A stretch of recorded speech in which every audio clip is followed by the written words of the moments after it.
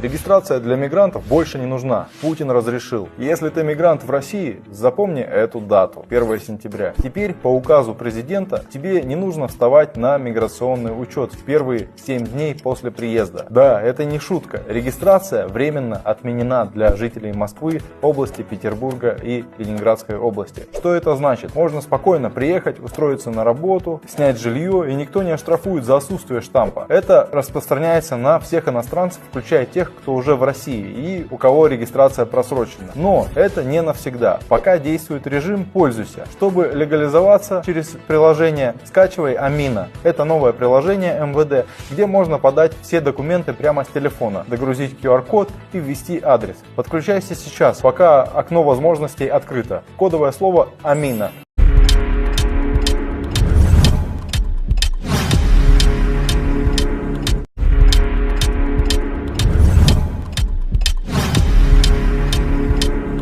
Важно для мигрантов. Новые правила с 1 сентября. Здравствуйте, с вами юрист компании «Сила права» Ирина Минеева. Делюсь срочной информацией, которая касается абсолютно всех иностранных граждан в России. С 1 сентября 2025 года в силу вступает новое правило, согласно которому вы обязаны уведомлять МВД о месте своего пребывания. Скоро появится новое приложение от МВД, в котором нужно будет указать свои данные, загрузить фото и паспорт, внести адрес, где вы реально проживаете, обновлять информацию при смене адреса в течение 3 дней. Внимание! Если вы вовремя не уведомите МВД, то вас внесут в список контролируемых лиц, а это грозит выдворением. Чтобы избежать проблем и упростить себе жизнь, начните прямо сейчас оформлять РВП, ВНЖ или гражданство России. Компания «Сила права» уже 7 лет помогает иностранным гражданам.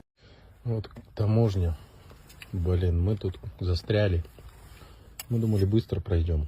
Ну, ни кафе, ни туалетов тут нету. Вот тут таджик по-человечески попросился в туалет. Говорит, вот покушать, туалет, говорит, сейчас найду. Дал тарелки, только надо отнести. Бесплатно, я ему деньги сувал. Люди тут просто золотые. Как вам, дети?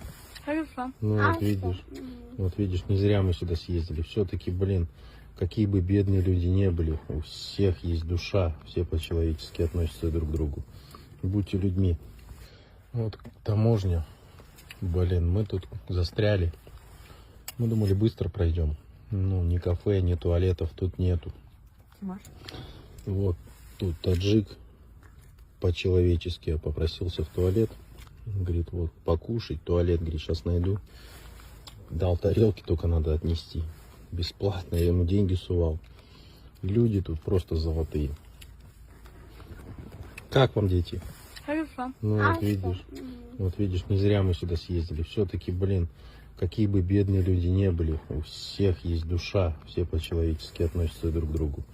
Будьте людьми.